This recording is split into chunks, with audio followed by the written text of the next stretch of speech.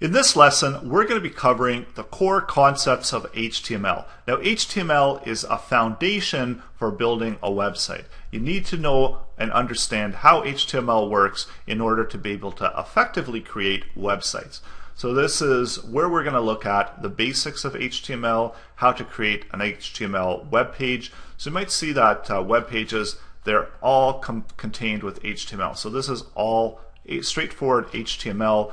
We see that we've got images here, we've got hyperlinks, we've got heading tags. So all of this is done over and over again within web pages. So we've got paragraphs, and there's a lot of really commonly used HTML tags that we're going to be going over within the course. So I'm showing you how to add images, how to set up your paragraphs, your line breaks, your overall content structuring, ordered lists.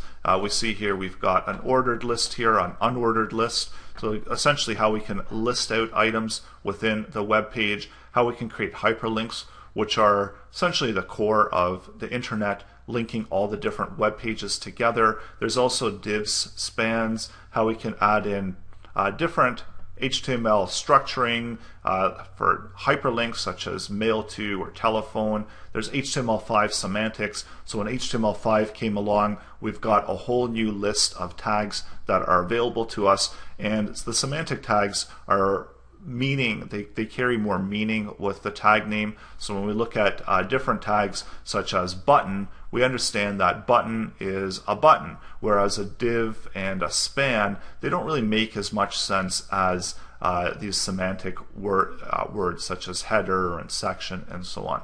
So this is HTML5 semantic elements.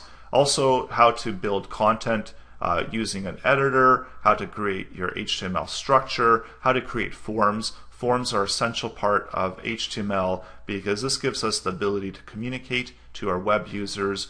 So we're going to spend quite a bit of time on forms and overall giving you the foundation that you can build on understanding of HTML. So that's all coming up in this section.